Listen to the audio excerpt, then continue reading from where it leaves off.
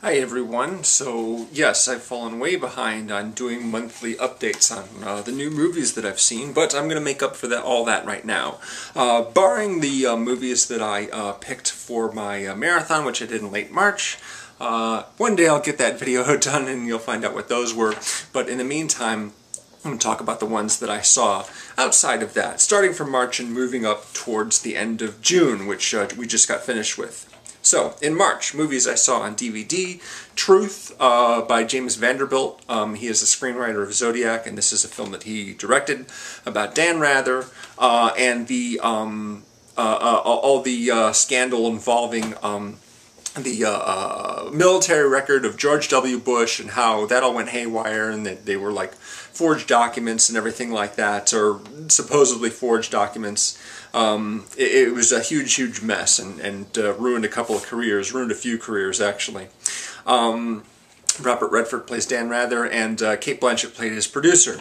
The Little Death, which is an Australian ensemble film, kind of comedic, I guess you could say. I found it very comedic, actually. It was directed by Josh Lawson, who also plays one of the characters in the movie. I don't know most of the actors in it. I'm not familiar with them, but I really like this movie a lot. It was really great. Basically, there's several couples, each of whom are trying to be more satisfied sexually. There's a woman who discovers that she gets really turned on when her husband cries, and so she tries all these things to make him cry, which just confuses him and makes him angry.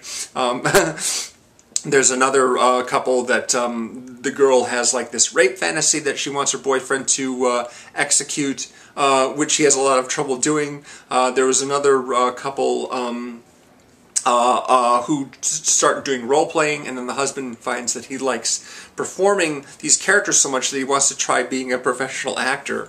There's a whole sort of like a Pulp Fiction-like timeline twist at the end, which is really good. I really liked the film a lot. The acting was all really good, and the script was just terrific. I also saw Irrational Man, directed by Woody Allen. This has Joaquin Phoenix and Emma Stone and Parker Posey. He's a new professor at a university, and he learns about this judge who's corrupt, and so he starts plotting a way to kill him, to help some people who he's ruled against. Anything like that is sort of complicated, a sort of academic analysis of getting away with murder, kind of like some of the other films that Woody Allen's done. And an action movie called Momentum, which is directed by Stephen Campanelli. And I wish I could tell you more about this movie. I saw it. I did see the thing, but I can't even remember now the lead actress in it. You know, there's a heist, and she gets in trouble, and then mob guys are after her and everything like that. It gets really complicated, and I remember hardly anything about that movie because it was so long ago. Movies I saw in the theater: Zootopia, the Disney animated movie Zootopia, which is also called Zoopolis in other parts of the world. It's co-directed by Brian Howard and Rich Moore. Rich Moore did Wreck-It Ralph. This is a terrific movie, one of the best I've seen so far this year. 10 Cloverfield Lane, which is not really a sequel to Cloverfield. It's just another story which they use the Cloverfield sort of brand name, if there is such a thing. It's directed by Dan Trachtenberg. Mary Elizabeth Winstead wakes up in a bunker, and John Goodman, who runs the bunker, it's his bunker. He says there's been a terrorist attack or something like that, some sort of chemical or biological or nuclear attack, and they need to stay in the bunker, and she just doesn't know whether to trust him or not. Pretty exciting movie, pretty exciting. The Witch, which is this period horror film that's set like in the 1700s or 1600s, involving this family trying to eke out a living in the wilderness, and things just go really bad, and they're worried that something supernatural is at stake. The lead actress is the oldest daughter, Anya Taylor-Joy. She's got a bunch of stuff coming up that she's appearing in and also recently been cast in, so she's kind of I guess you could say, a star in the making. It's directed by Robert Eggers, whose work I'm not really familiar with, but it's a supremely creepy movie. And Knight of Cups. Knight of Cups is Terrence Malick's latest film. Stars Christian Bale as a screenwriter who's sort of facing sort of this existential crisis, wandering around, questioning his life, questioning his relationships. There's a series of women that he has relationships with, including Frida Pinto and Natalie Portman, and Kate Blanchett plays his ex-wife, and a few other people, plus Brian Dennehy plays his father, and his brother's played by Wes Bentley, and there's this trauma involving another brother that died. Very sort of like remote film, and very, very sort of unclear as far as an actual plot. It's just sort of a big mood piece. And while I liked a lot of the movie, it did run on way, way, way too long, and you know, it's definitely not something that you see for the story. It's more of like the look of it, the sound of it, the feel of it, rather than, is there a story here? There doesn't really seem to be one. Couple of movies that came out in March that I missed seeing: Whiskey Tango Foxtrot, starring Tina Fey and Margot Robbie. I missed out on that one. Also, I saw the first two Divergent movies in the theater, but I skipped out on Allegiant just because the last one wasn't so great and I didn't expect this one to be any better. In April, I saw one movie in the theater, only one movie, and that was Midnight Special, directed by Jeff Nichols. There's a really interesting article that was put up, I think it was on the AV Club, I'm not really sure. No, sorry, it's a special video that was how it's sort of critiquing the modern superhero movies and how this is sort of like the antidote to it. There's this kid, he's got special powers, and his father, played by Michael Shannon, is trying to protect him from cops and from the government and from people who would like want to use the kid's power for their own selfish needs. Kirsten Dunst plays his mom. Adam Driver works for the government. He's trying to track down the kid, trying to analyze what he can do. Pretty decent movie. A weird ending. Really, really strange ending. But pretty decent. On DVD I saw Black Mass, directed by Scott Cooper, which is the movie which Johnny Depp plays Whitey Bulger, the notorious Boston gangster. There's a really big cast in this. I didn't end up really liking the movie all that much, primarily because of the Joel Edgerton character. Joel Edgerton plays a FBI agent, and he is basically longtime friend of Whitey and the other people from the neighborhood, and so he uses his position in the FBI to sort of divert evidence away from Whitey and towards other people, and fabricates evidence. I mean, the guy's just an idiot. This is a true story. This actually happened, and this character is just, you know, a moron, you know, thinking that he could actually get away with all this stuff. I didn't think that much of the movie overall. Some of it was okay, but you know, I've seen much, much better gangster pictures, including, of course, Donnie Brasco, which Johnny Depp also stars in. Donnie Brasco is a great movie. Speaking of gangster movies, I also saw a movie called By the Gun. James Madden is the director of this. Never really heard of this movie before. Harvey Keitel is like the local big shot gangster, and Toby Jones is also in it. Toby Jones is not the kind of guy I would expect to see in a gangster movie, but he actually is really great, and he gives as good as he gets as far as tough guy talk. The main character, I wish I could remember the name of the guy who played him. He is just basically running around trying to, you know, make a little money on the side, doing whatever little scams that he can, and working for Harvey Keitel, at least trying to. I like this movie a lot better than Black Mass because it doesn't glamorize organized crime at all. The big takeaway from By the Gun is that organized crime basically destroys everybody it comes into contact with, ruins the lives of everybody. It's a kind of a downer of a movie, but I thought it was really good.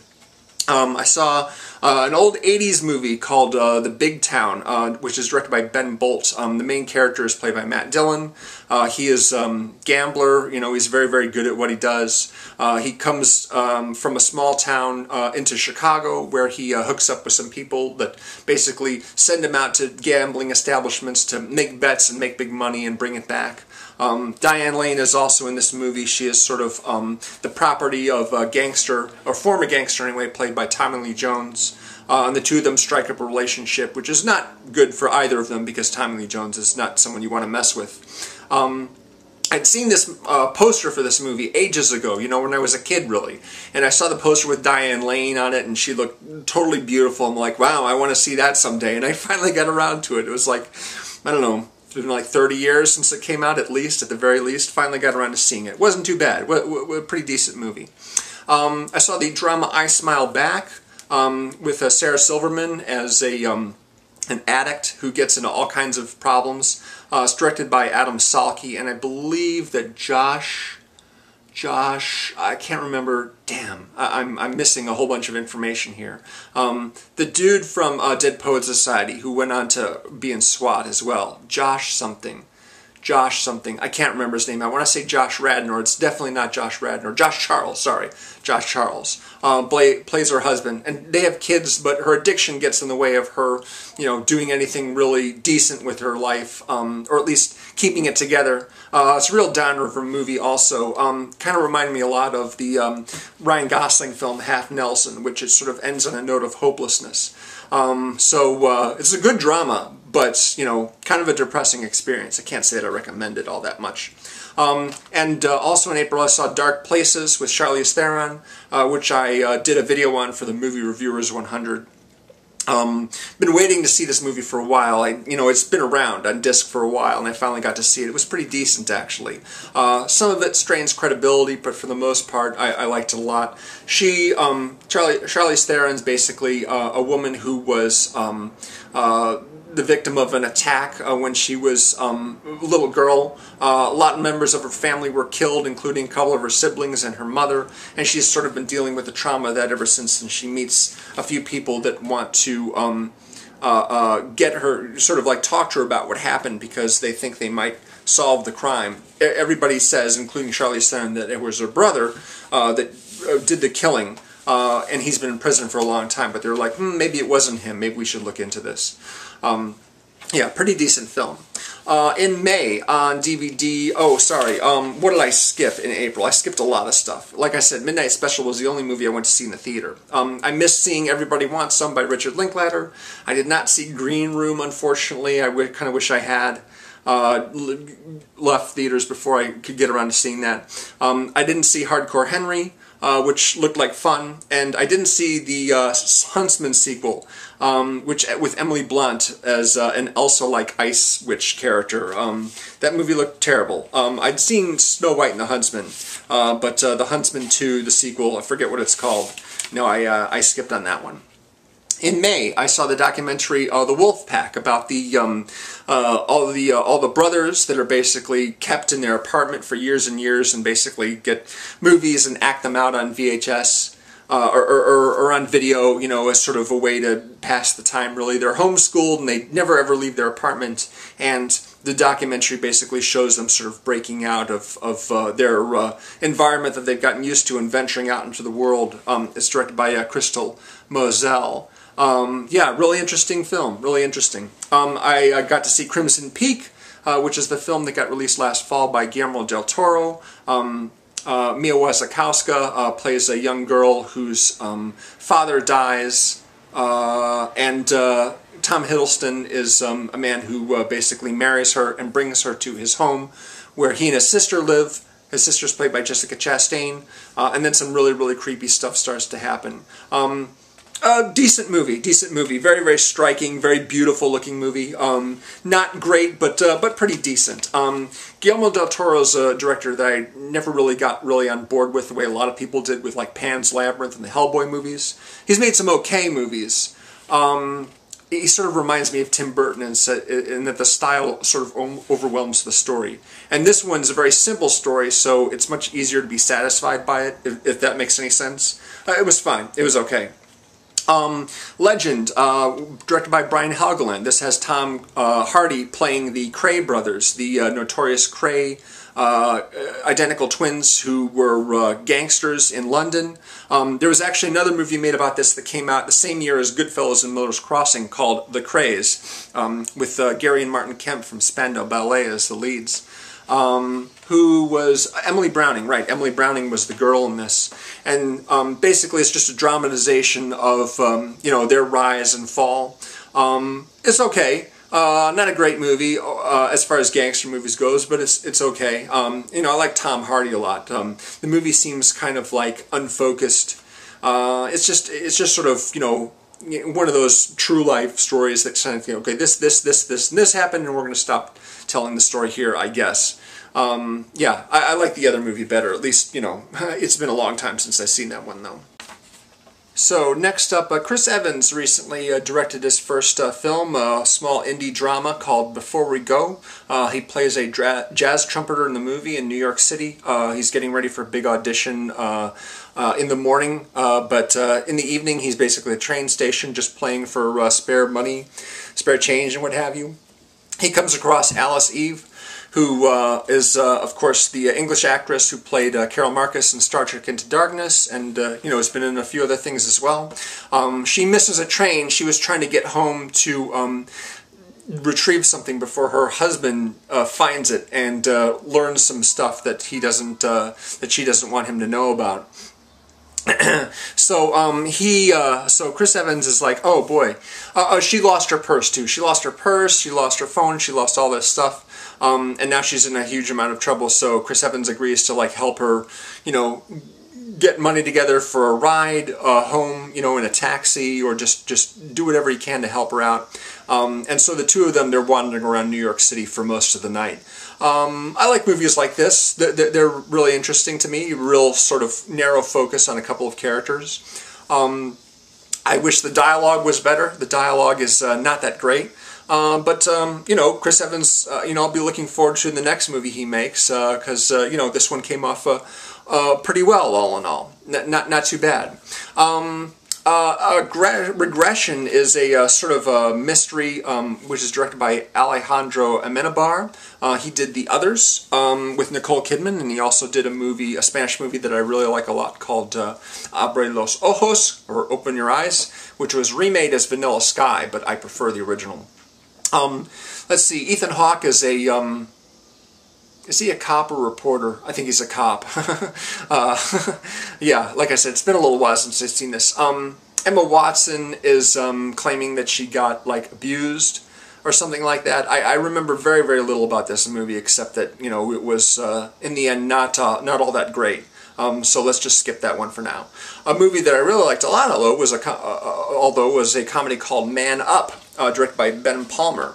Lake Bell is traveling into the city. Lake Bell is, of course, the star and director of In a World, which is a comedy about voiceover artists.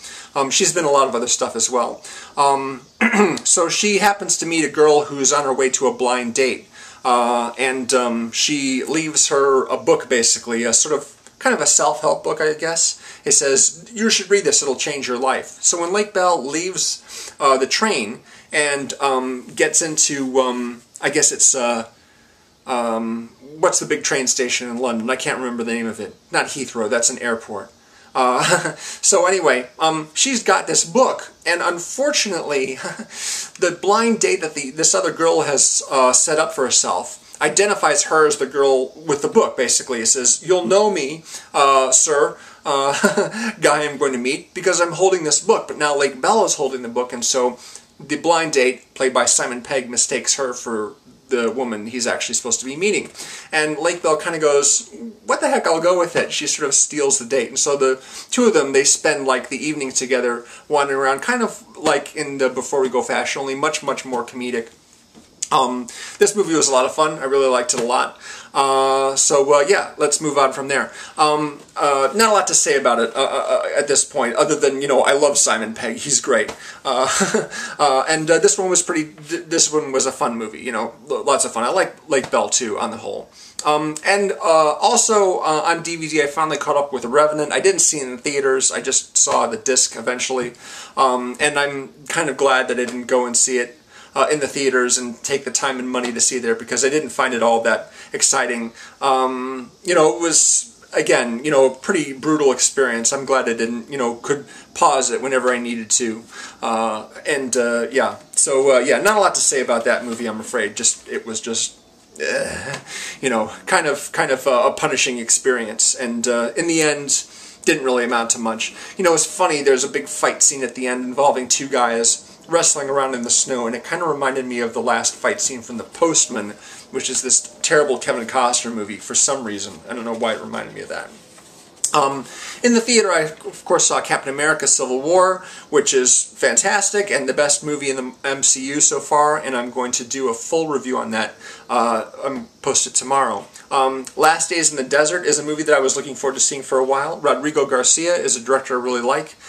In this movie, he has Ewan McGregor playing both Jesus and Lucifer during Jesus' period of fasting and reflection in the desert when he's like gone for weeks on his own. And he comes across a family. Syrian Hinds is the father, and he's taking care of his wife who is sick, and the son is helping him out, helping him build basically a house, which is going to be in this sort of isolated area in the middle of nowhere. And so Jesus, or I guess they call him Yahweh or Yeshush. I can't remember exactly how they address him in this movie, but he sticks around to help because he feels, well, you know, he's a servant of God and he's a servant of people in need, so he's going to hang around to help. And yeah, things get complicated from there. It's a difficult movie. It's a difficult movie. But I'm glad I saw it. I'm glad I didn't skip out and wait for a video on that one because you know, it's, again, very, very striking looking movie. And Rodrigo Garcia is a director who's made movies like Mother and Child and 9 Lives and a few other things that I've really liked a lot. A Bigger Splash. A Bigger Splash is sort of a comedic drama. Not really a comedy, but a comedic drama. It's directed by an individual named Lucia Guadagnino. I'm pronouncing that very badly. The main character is Tilda Swinton. She is a rock musician who's just had throat surgery, so she's recuperating with her boyfriend at her home. And then who should drop in but her ex, played by Ralph Fiennes, and his daughter, played by Dakota Johnson, to kind of stir things up and cause trouble, you know, in this supposedly sort of serene, sedate environment that Tilda Swinton set up for herself, just to sort of relax and recuperate. Last year when Ex Machina came out, I was just like totally blown away by Oscar Isaac. I'm like, gee, I really wish he gets a supporting actor nomination for this movie, and he didn't. But I feel the same way about Ralph Fiennes in this movie. He's great. He's just terrific in this movie. I always found him to be very funny in Strange Days, and he's great in this movie as well. So it's worth seeing just for his performance alone. All in all, pretty decent movie. It becomes sort of a murder mystery at the end. Not really a murder mystery, but like one of those thrillers where a crime is committed and people have to cover it up. Don't want to give away too much about that, but yeah, it takes some interesting turns. And finally, I saw The Nice Guys, which is Shane Black's newest movie. And it was something I was really looking forward to seeing, and I was actually really disappointed in it. It takes place in the 70s. 76 or so, and the main characters are Ryan Gosling, who's a PI, and Russell Crowe, who's like a former cop and is now like hired muscle. He'll like take cash to like beat people up or follow them or poke into their lives, things like that, and two of them end up teaming up together to find this girl that's gone missing. She's the daughter of a politician played by Kim Basinger. If you were to take elements of Kiss Kiss Bang Bang, which Shane Black wrote and directed, and The Last Boy Scout, which Tony Scott directed but Shane Black wrote, and put it in like the 70s, that would be this movie. A lot of the stuff that occurs in this movie reminds me so much of these other movies that it was sort of difficult for me to enjoy it. There's other reasons why I didn't enjoy it as well. There's like a final scene that really made me scratch my head and go, why did they go there? You know, that was kind of terrible. But yeah, a bit like No Country for Old Men, in the sense that the Coen brothers made a movie which reminded me so much of specific parts of their other movies that was really difficult for me to enjoy, and that's what happened with The Nice Guys here. If you take the characters and similar situations from both Last Boy Scout and Kiss Kiss Bang Bang, that's Nice Guys to a T, and so it was hard for me to kind of separate that from, you know, what I've already seen of Shane Black, which I really like. So that was kind of a disappointment. So, movies in May that I did not see. Money Monster, starring George Clooney and Julia Roberts, directed by Jodie Foster. Just ended up skipping it. I was actually planning on seeing it on a couple of occasions with a friend of mine, but we just never managed to make it work timing-wise. So I'll catch that on video. The Lobster came out in May. Oh my goodness, it's been out for a month and a half. I still haven't seen it. I really need to see this movie. The Lobster is directed by the guy who did Dogtooth, and Colin Farrell and Rachel Weisz are the main characters, and there's a bunch of cool people in it. And I really need to see this movie because it could be really great. I also missed seeing High Rise, which is based on the J.G. Ballard book and stars Tom Hiddleston in like this sort of retro futuristic apartment building where everything is contained under one roof and one big skyscraper, and then everything goes haywire when people start, you know, getting territorial and what have you. That sounded really cool, but I missed it. I also rented both Alice in Wonderland, Tim Burton's Alice in Wonderland, and the first Neighbors movie in anticipation of seeing the sequels. I'd never seen Neighbors before, and I watched it, and it was kind of okay, but I thought the better of going to see the sequels. I was just like, because I'd seen so little in April, I wanted to make up for it, but I decided in the end not to go see either Alice Through the Looking Glass or Neighbors 2 Sorority Rising, and I think that was a wise decision. So, finally, June.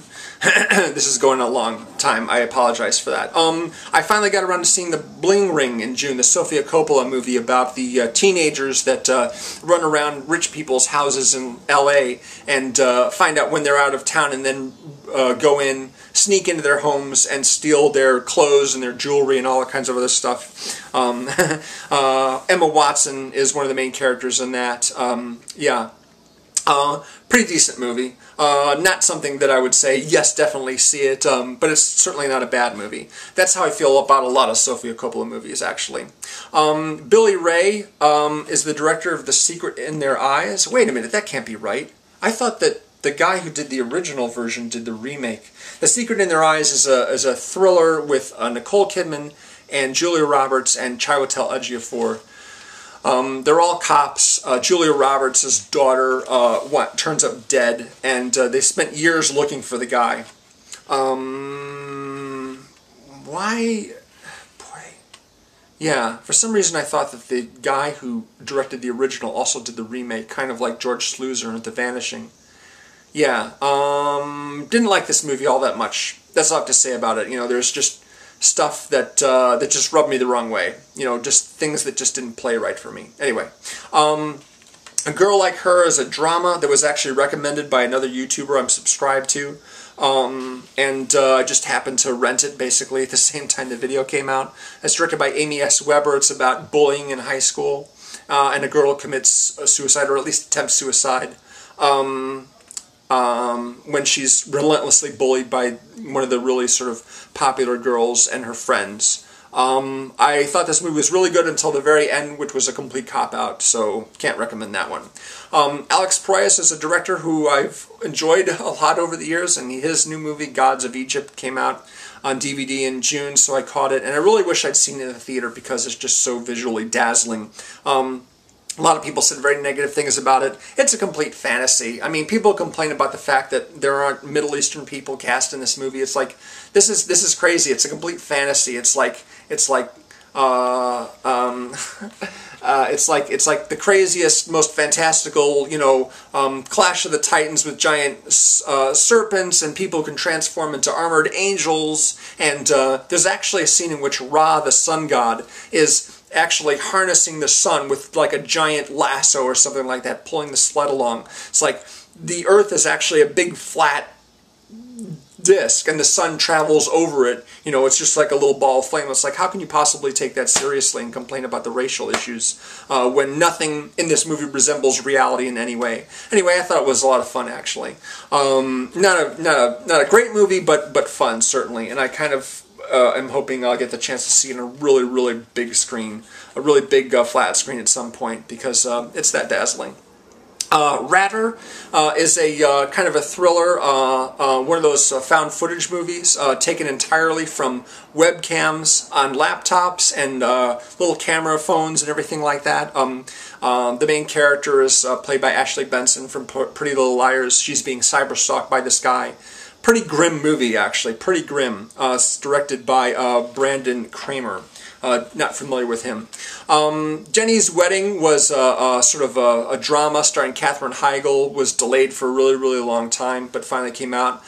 She's trying to come out to her family. She's been keeping it a secret for a long time that her roommate is actually her girlfriend and now her fiance, who she's planning to marry. Alexis Bledel plays that character. Her parents are played by, well, her father's played by Tom Wilkinson, and I don't know who plays her mother exactly. But yeah, the whole business is her just sort of dealing with the issues of her family and everything like that. And all the sort of preconceptions they have about what it means to be a gay person, and how this changes everything that they thought about their daughter or their sister, whoever. Meryl Streep's daughter, Mamie Gummer, I think her name is also plays her sister in this movie. And yeah, just everything just sort of falls apart between them in their relations. Nice ending though. Really like the ending though. There was a video put on Vimeo called Multiplex, I think it's called, or Megaplex. Yeah, sorry, Megaplex. Which is really one big long montage comprised of all kinds of 80s and early 90s exploitation films, one of which was called Forbidden World, this really super low budget Roger Corman sci-fi movie that takes place on a space station. And there were some clips from it in the movie, so I decided to take a look at it, and it's pretty bad, really bad movie. So yeah, don't recommend that one at all. It's directed by Alan Holtzman. See the montage instead. See, yeah, Megaplex, and the guys who did that, they call themselves Smash TV. It's on Vimeo, not on YouTube. Too many explicit clips. YouTube wouldn't allow it. Paul McGuigan. Paul McGuigan, I'm not sure how to pronounce his name. He directed Victor Frankenstein, starring James McAvoy as Dr. Frankenstein and Daniel Radcliffe as Igor. And so I saw this movie finally, and that was actually really a lot of fun. They're putting together the trying to work out the methodology of creating their own person out of the body parts of dead people and animals and what have you. James McAvoy, he's great in this movie. He just goes to ball with his performance. He just goes to town. Sorry, he has a ball, he goes to town with his performance. That's what I meant to say. Yeah, decent movie. Pretty okay, nothing great, but James McAvoy certainly makes it lots of fun. Jane Got a Gun is actually a movie that EJ saw recently. He said some good things about it. It's a movie that got delayed for a really long time. Gavin O'Connor stepped in for the director when the director unexpectedly left. And then a couple other parts of the movie got recast. And I think Natalie Portman probably had a hand in asking Ewan McGregor to play the villain. Because they work together in the Star Wars movies and probably have a good relationship. This is a movie I thought was really good up until the end, when we find out that a character that was supposedly dead is actually alive. And it just makes no sense at all. Probably the product of last-minute reshoots and rewrites and what have you. Up until that point, it's a really good thriller. Natalie Portman's husband basically is a fugitive in a sense that his former gang is looking for him and looking to exact some revenge. So she finds her former husband, who's played by Joel Edgerton, to help defend her homestead from the gang because they're on their way and there's going to be a big shootout. And so that was a pretty exciting movie. Decent movie. I wish the ending was better. I wish that last scene didn't exist.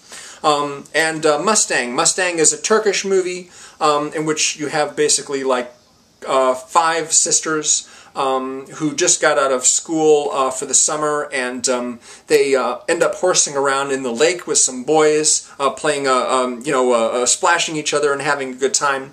But then one of their more conservative neighbors spies them doing this and think that they're acting inappropriately. So then the uncle and the other paternal figures that they live with. I was a little fuzzy on the relationship with the adults in the movie, but they ended up sort of locking them in their home and then marrying them off one at a time to preserve their reputations, and the girls chafe against that at every opportunity. It turns into a sort of a prison break movie at the end, which was really good. Very, very good movie. Liked it a lot. Deniz Gamze Ergüven is going to start making Hollywood movies soon with recognizable actors because of this movie. So that's a good thing. Looking forward to seeing more of that. Movies that I missed seeing in June. So far I haven't seen Finding Dory yet, but I wanted to rewatch Finding Nemo first. And Pop Star, the Never Stop, Never Stopping movie, right? Is that what it's called? With Lonely Island, Andy Samberg and Lonely Island. Missed seeing that one. And after it was gone from the theater, I watched a review and where Jim Gizrael was talking about how funny it was. I'm like, darn, I missed it. I didn't see Warcraft either, directed by Duncan Jones. I didn't see Now You See Me 2. I didn't like the first movie all that much, and I was kind of thinking of maybe I should ought to see the second one, but I ended up skipping that one too. There, now I'm all caught up. Okay, so that was March, April, May, and June. Thanks very much for sticking with me, if you have. And again, tomorrow, full-length review with spoilers of Captain America Civil War, and I'll be more timely with these videos in the future. Thanks very much. Talk to you later. Bye.